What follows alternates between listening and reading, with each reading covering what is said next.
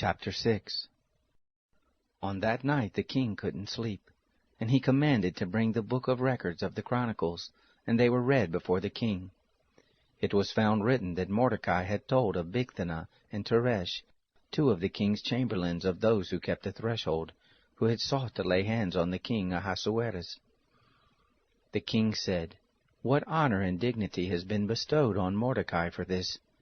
Then the king's servants who ministered to him said, "Nothing has been done for him."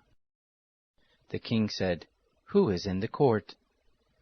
Now Haman had come into the outward court of the king's house to speak to the king to hang Mordecai on the gallows that he had prepared for him. The king's servants said to him, "Behold, Haman stands in the court." The king said, "Let him come in." So Haman came in. The king said to him, "What shall be done to the man whom the king delights to honor?" Now Haman said in his heart, "To whom would the king delight to do honor more than to myself?"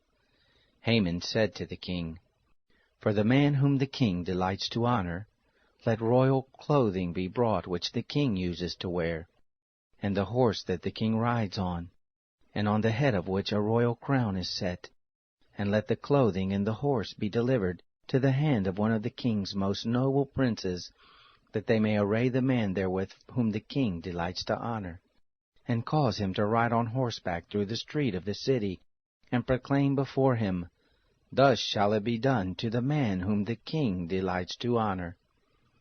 Then the king said to Haman, "Make haste, and take the clothing and the horse as you have said, and do even so to Mordecai the Jew, who sits at the king's gate. Let nothing fail of all that you have spoken." Then Haman took the clothing and the horse, and arrayed Mordecai, and caused him to ride through the street of the city, and proclaim before him, "Thus shall it be done to the man whom the king delights to honor." Mordecai came again to the king's gate, but Haman hurried to his house, mourning and having his head covered. Haman recounted to Zeresh his wife and all his friends everything that had happened to him. Then his wise men and Zeresh his wife said to him, "If Mordecai, before whom you have begun to fall, be of the seed of the Jews, you shall not prevail against him, but shall surely fall before him." While they were yet talking with him, came the king's chamberlains, and hurried to bring Haman to the banquet that Esther had prepared.